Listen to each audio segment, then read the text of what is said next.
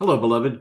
It's me, James, and it's time this week for some sacred reading together. Today we're looking at the book of Ruth, chapter 2, verses 17 through 19. Now, if you're new to this sacred reading thing, just to summarize a little bit about what sacred reading is, we take a passage from a sacred text and we read that usually in very short snippets, and we anticipate that we will hear Spirit speak into our lives. An image will arise for us, a word or a phrase from the text itself. Now, this is different than deep Bible study, where you try to figure out what the intent of the original writer was and what the timing of the writing was, and maybe even what the words might have meant in the original language. It's a good study. It's different than sacred reading. Sacred reading is listening to the words as they are translated in this particular version that you're looking at, and you listen for echoes of Spirit in your life. Maybe you need a word of encouragement. You didn't even realize it, but there it is. Or perhaps you need a reminder of what's important in life, and there it is. Could be any number of things, an image that rises for you that helps you know more about who you are or who God is or something along those lines. That's what we do in sacred reading. Now, when you do it on your own, I encourage you to read the text out loud 3 times. And the reason I do that is because sometimes what goes directly into our brain through just reading with our eyes, we might miss some of the hints or details. Maybe the sounds of the words and the way they're shaped may give us some sense of direction about what Spirit is speaking. So we read it aloud. That way we get the whole body vibration, the engagement of your lungs and your vocal cords and your hearing. All of those things get engaged when we do sacred reading. So I only read it aloud once when we do sacred reading together on Thursdays, and that's just a matter of time. You're always welcome to, after you've listened, go off and read it by yourself 3 times, 6 times, however many times you'd like to read it aloud, but I encourage about 3.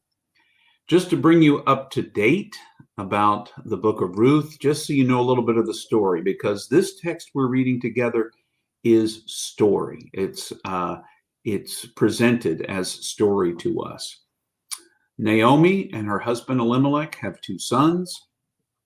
They live in or about Bethlehem in Israel, and there is a famine. The 4 of them move to Moab, where there's not a famine, so that they can take care of each other and feed each other.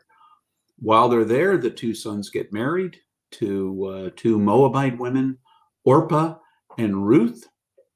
And also, while they're in Moab, Elimelech, Naomi's husband, dies, as do her 2 sons. So it is Naomi, Orpah, and Ruth left. In that time, women didn't have access to supporting themselves. They needed to be connected to a male. I know that may be uncomfortable if you're listening to this because we're talking in the 21st century, etc., but just the background of the time. And so each one of them would have either needed to be connected to a husband, a father, a brother, an uncle, someone in the family, someone who would look after them and make sure they, had access to the means of life. So Naomi decides she's going to go back to Bethlehem, where she's from. She encourages Ruth and Orpah to go back to their own people to find someone to take care of them. Orpah takes her up. Ruth refuses to leave. And so Ruth comes back with Naomi to Bethlehem. While they're there, one of the things that's available, because they don't have access to the means of life, poor widows, orphans, those without economic means were granted, according to the law, the right to glean in the fields of those who had fields. And so Ruth goes and gleans in the field that we learn later on is Boaz. And Boaz sees her gleaning one day, asks his workers, who she is and what she's doing. Once he finds out that she is, who she is, he essentially says, listen, don't bother her. Let her, glean unbothered. He talks to Ruth and says to her, listen, we bring these jars of water. You don't have to bring your own water. Feel free to dip water from our jars of water. And then one day he makes lunch for her. And this is the day that he's made lunch and they've eaten together and she's gone back to gleaning. We're picking up with verse 17 in chapter 2. I may have missed some details. You're certainly welcome to read it yourself, but it's not about the details. It's about the section we're going to read today. Perhaps something we've learned before will come to light in a new way, but what we're really hoping for is that a word, image, or phrase might speak to us even now, today. So let's listen. Ruth continued to gather in the field until evening. Then she winnowed what she had collected and had enough grain to fill a whole basket. She picked up the basket and carried it into town. When she arrived home, Ruth showed the basket to Naomi, gave her the leftovers from her meal. When she saw this, Naomi asked, "Where did you gather today? Where have you been working? God bless whoever took care of you." Then Ruth told Naomi in whose field she had been working, "The owner of the fields where I worked today is named Boaz."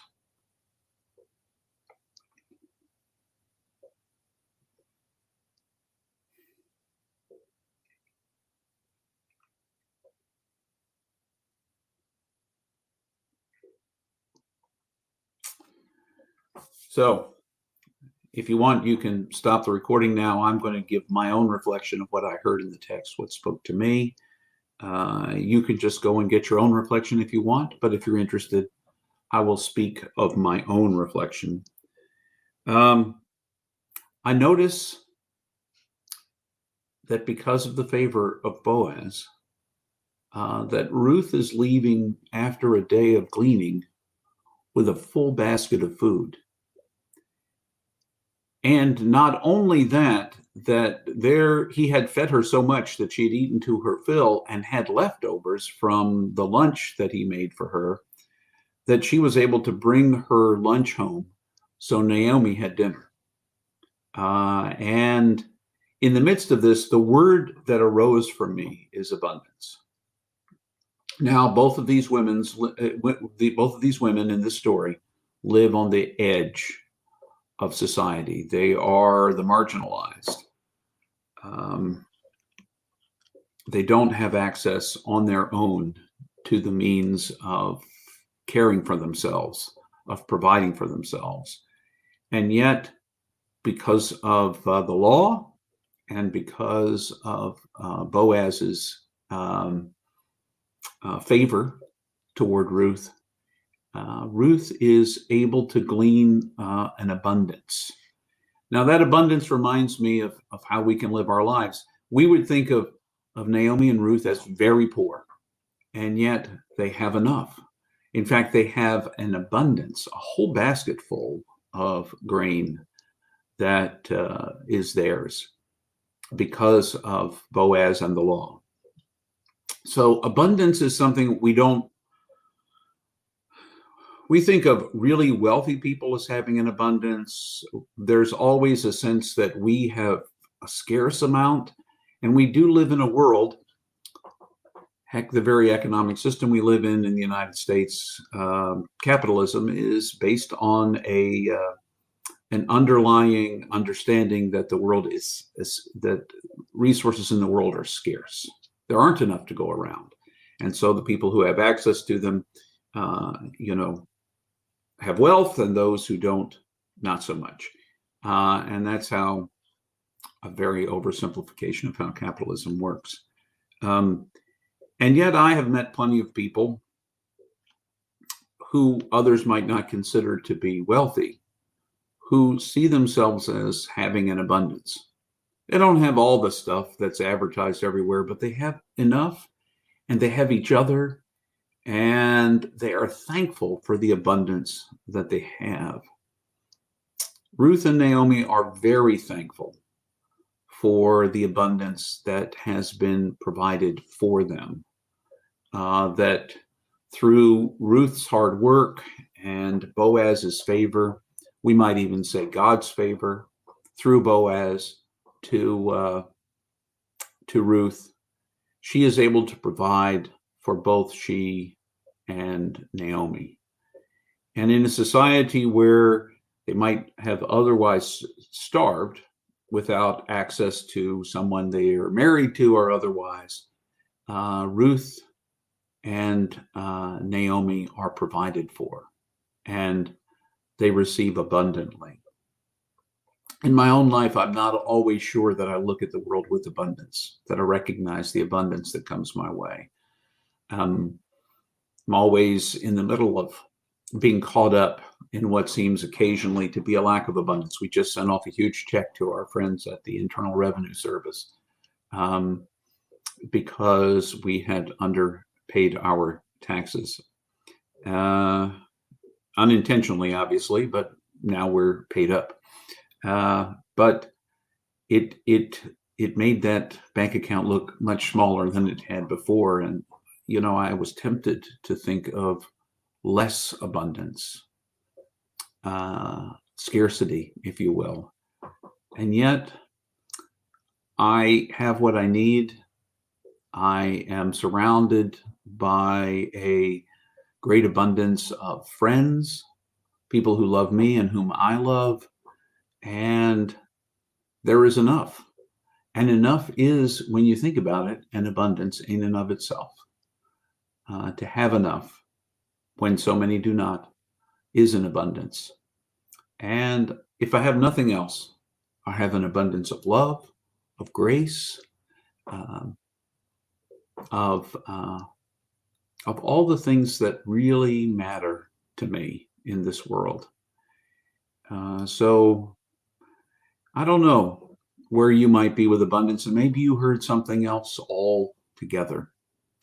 But I see in this story a bit of the abundance that grace, giftedness provided to Naomi and Ruth through Boaz. I'm I'm interested. If you have any reflections, you certainly are welcome to write them if you are reading this online, or to share this with friends or whatever. But otherwise, I wish you all the best.